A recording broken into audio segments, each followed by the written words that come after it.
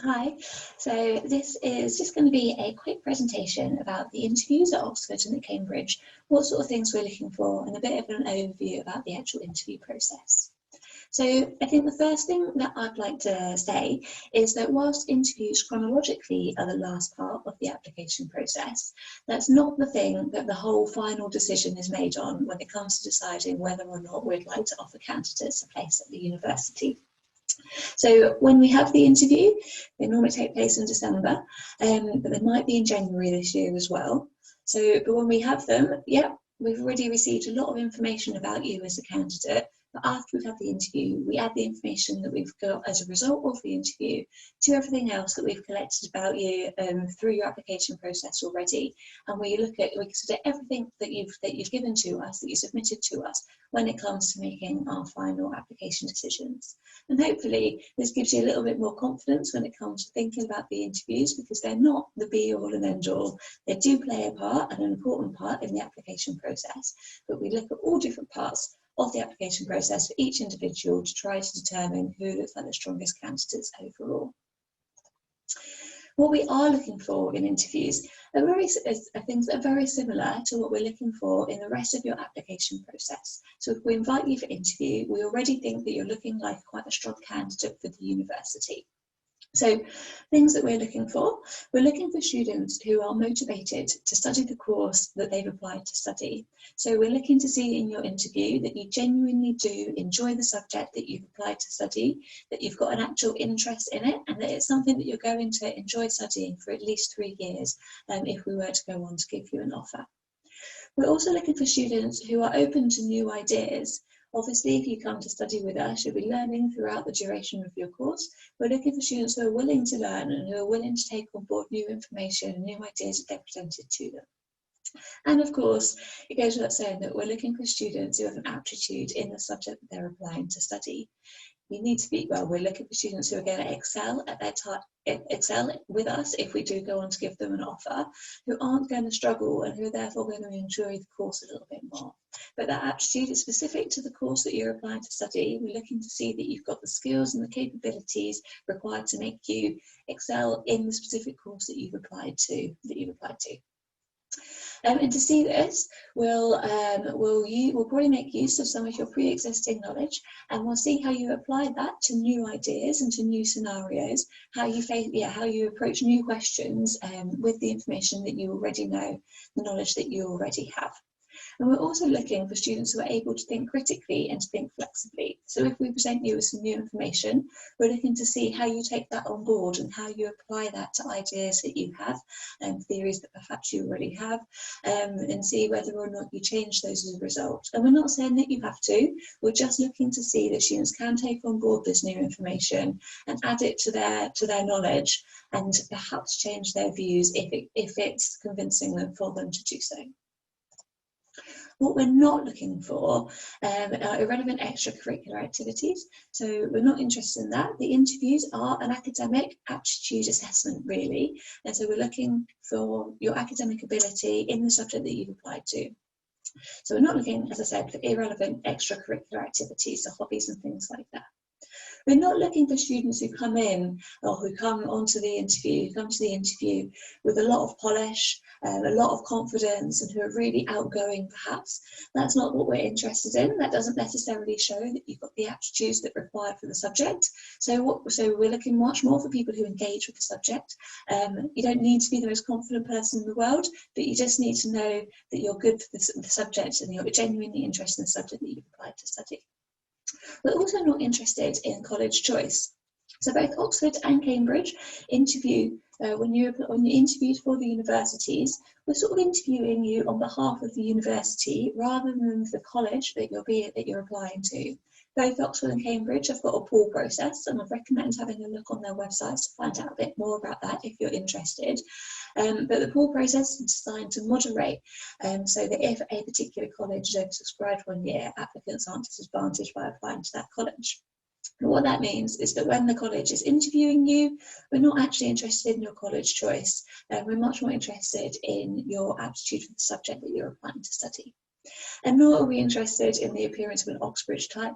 The only thing that makes an Oxbridge type are people who are genuinely interested and motivated to study the subject that they're applying for. We don't care what you look like, we don't care where in the country or the world you come from, and we're just looking to see that you've got the motivation and the ability in the relevant subject. The other thing that's just worth mentioning is that we don't have any trick questions or hidden agendas.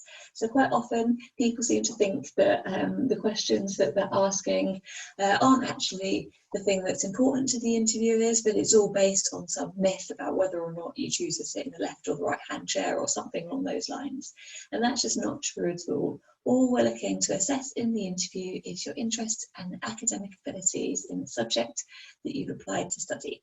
The interviewers want you to do well and they want you to be comfortable, and they'll do their best to set you at ease, but we're not trying to trip you up, and we don't have any hidden agendas when it comes to the interview process. Some things to expect and not to expect. So I think it's probably kind of clear by now already that the interviews themselves are kind of like an interactive aptitude test for the subject that you've applied to study. So we'll be looking for your interest in it, we'll be looking to see your aptitude in it, and we'll be looking to see your core knowledge displayed in the interview as well. And we'll be looking to see those things displayed by how you respond to the questions that you're asked. We're absolutely not expecting you to get the answer to everything right immediately. There may not be a right answer. We may not be interested in you achieving the right answer. We're more interested in how you approach the questions that you're asked and how you go about using the knowledge that you have to address this question that you've been posed with. Please don't expect to find the questions easy.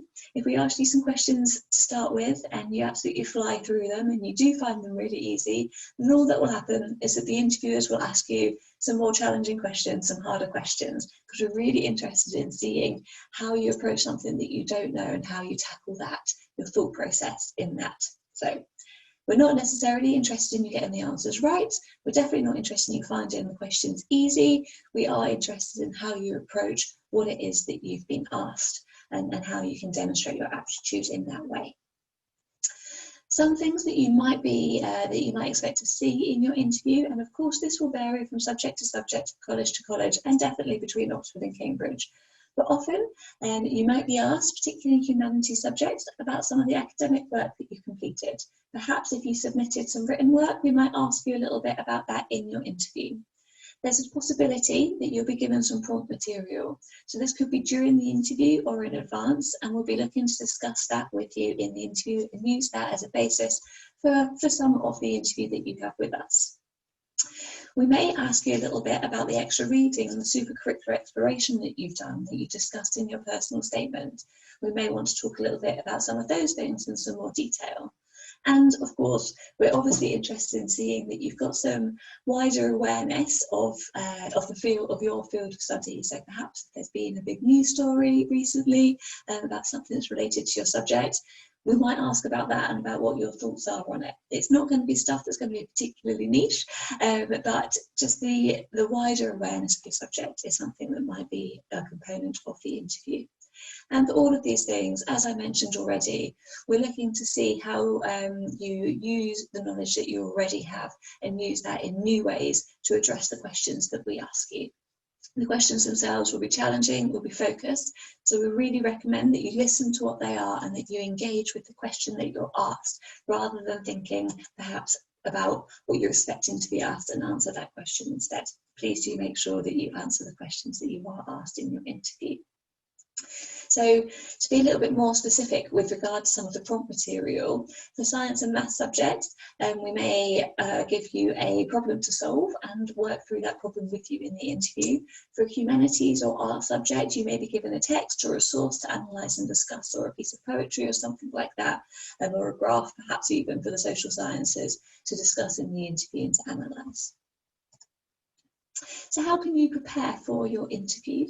The first thing I would say would be to know the interview format, and this is something that the college that you're invited to interview for can give you extra information on. So if that's something that you're interested in finding out a little bit more about, then please do ask the college.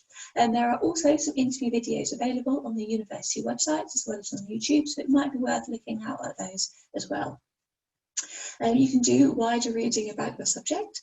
Obviously, if it's a subject that you genuinely enjoy and are motivated to study, then hopefully you're continuing doing wider reading around that subject anyway, because it's something that you're interested in. We don't mind what that is, it's the things that you're interested in that we're expected to see you explore a little bit more. It might be worth doing some revision. So particularly for the sciences or for the maths subjects, looking back over the work that you've completed already so that your skills are as honed as possible when they come for the interview, because that's, remember, we're looking to see that you've got the skills that are required for the subject that you've applied to study. The other thing that it's worth doing is rereading everything in your application. So please do reread your personal statement before you come to your interview. And if you submit any written work, it's worth rereading that as well. And by rereading, I don't mean just literally reading the personal statement again or rereading your written work, but thinking about it again. If there's been some teachers' comments on your written work, think about the comments that have been posed. Maybe do some extra reading around the subject that your written work might have been on, so that if we ask you something extra, you've got some more to contribute in the interview beyond what we've already seen that you know, or that you've thought through the work that you've already submitted to us or through your personal statement already. But when it says don't panic, I think that's easier said than done. But hopefully these other methods of preparation will help you to remain calm in your interview.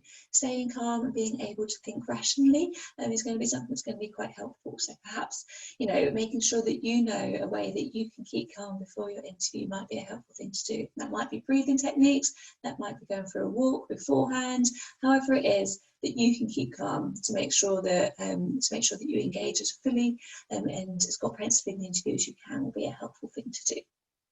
And also being willing to engage and discuss at the interview is a way to prepare. And you can do this by thinking out loud and talking through your subject, talking about your subject with those that are around you, with your friends, your teachers or your family. The more you talk about the subject, the less weird it might seem to think out loud when it comes to your interview. And the more you'll be used to expressing your ideas verbally, which is what the interview will be about. Some common pitfalls that applicants fall into. One of them is under preparation, so not knowing what you've written in your personal statement, or not having done whatever it is that you've said that you've done, or not having reread your written work if you've done that. So under preparation is definitely something, but hopefully with the previous slide you'll know how to prepare, so that won't be an issue.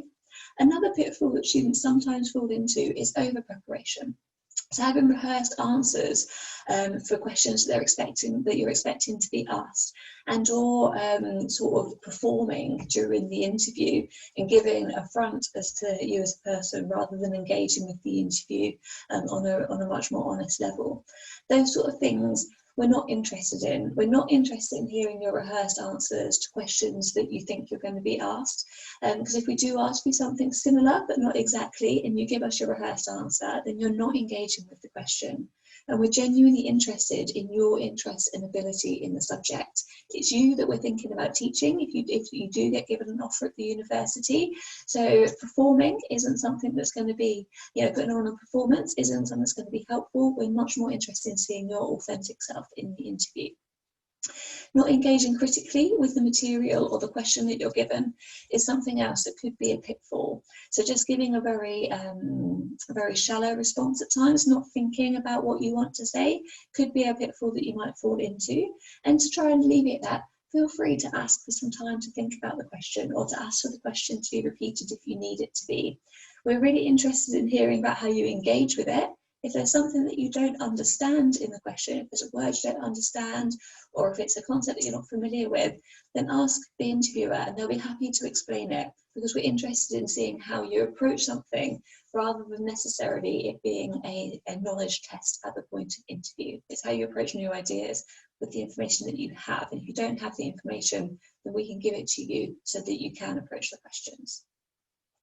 And the other thing that is a pitfall that students sometimes fall, a mistake that students sometimes make is students who are unwilling to explain their thinking, or who dig in their heels. So perhaps you have an opinion on something which you can back up with some reading that you've done, but then we present you with something that contradicts that and perhaps should challenge your thinking.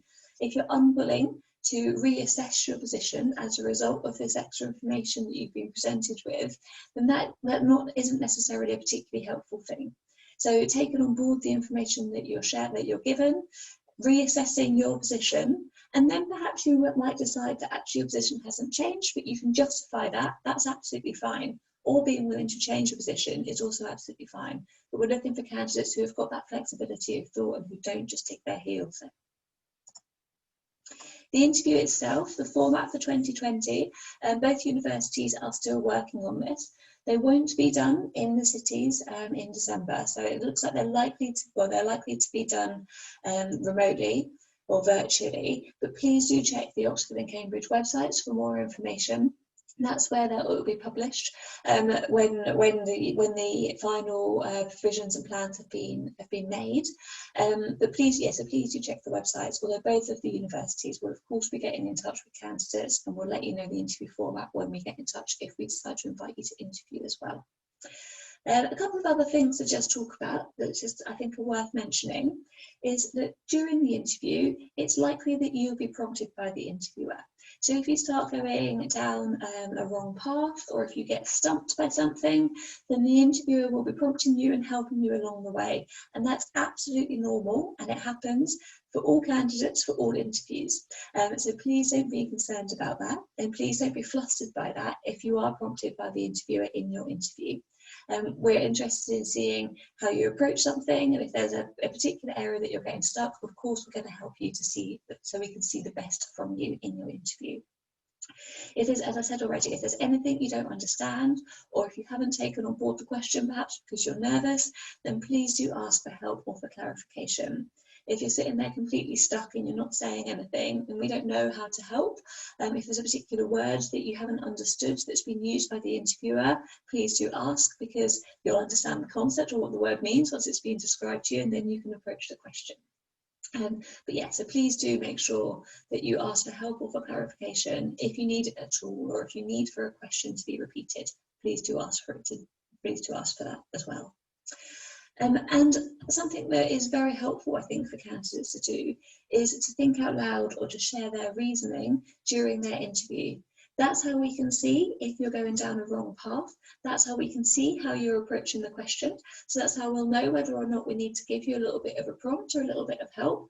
Or we're just interested in hearing about how you're approaching something. That's the thing that's really interesting to us, as I said already, rather than necessarily arriving at the right answer. So thinking out loud, sharing your reasoning are things that are really, really helpful for you to do in the interview, and might be really helpful for you to practice before your interview as well, because it's not particularly natural when you first start doing that. So please do practice thinking out loud. Perhaps whilst you're doing your homework, you can verbalise it whilst you're doing it, or you can talk through something with your friends or with your family and with the teacher. Ask to just talk through some maths problems that you've been doing, or a historical source that you've used, or something along those lines. So you get that practice of thinking out loud, so that it's not something that you're trying to do for the first time in your interview. Here are just some suggestions of some places to look for some wider exploration of your subject. It's not a finite list. It's not a list that you have to take take into consideration at all, but there are just some suggestions on there for places that you can look to explore your subject a little bit more if you wanted to, if you were trying to find more ways to find out about areas of interest in your subject.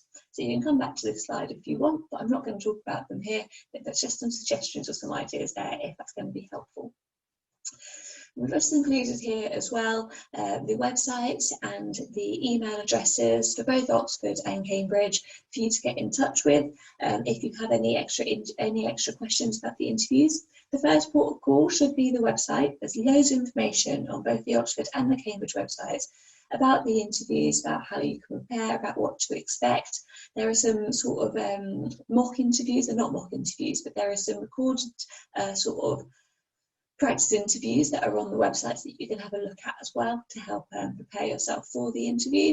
And of course, if following that look on the website, you still have questions, then do get in touch. These are the central office email addresses.